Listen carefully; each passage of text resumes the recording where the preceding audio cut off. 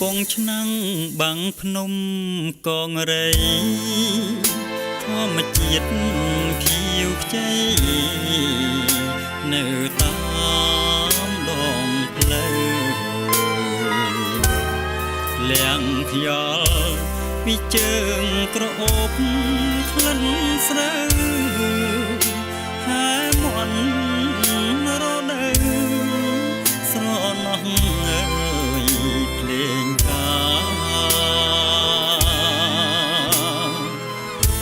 ាលបងឃើញស្រីក្នុងវ័យក្រមុំ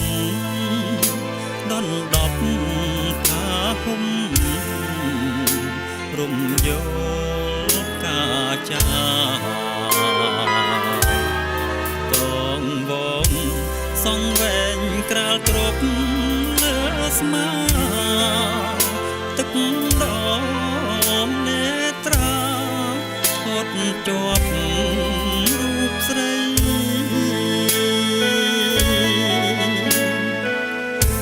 ស្រអែមឡើងខ្លួនខំពួនធ្វើឆ្នាំបងឈរមើលភាំងភ្លេចអស់អ្វីអ្វីកន់ទុយភ្នែកអូនជុំនោះសំដីអៀនភ្ញៀវកវីអូនស្ដីបែកនងបងផ្ញើអក្សរាតាមផ្គរចុងឆ្នាំ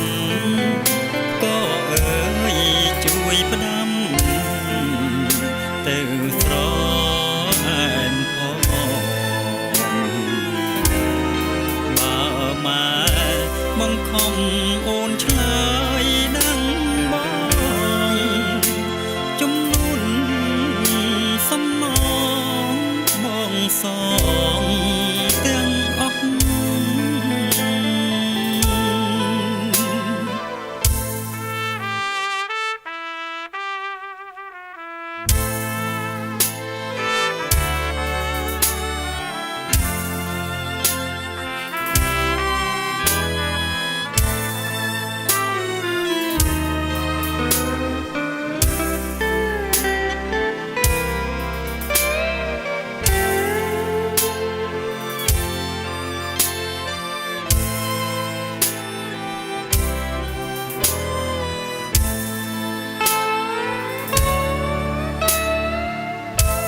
ស្រអែមឡើងខ្លួនខំពួនធ្វើឆ្នាំ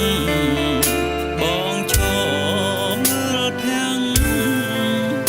ភ្លេចអស់អ្វីអ្វីកន់ទុយភ្នែកអូនជុំនោះ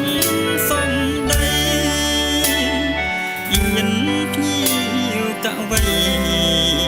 អូនស្ដីបែ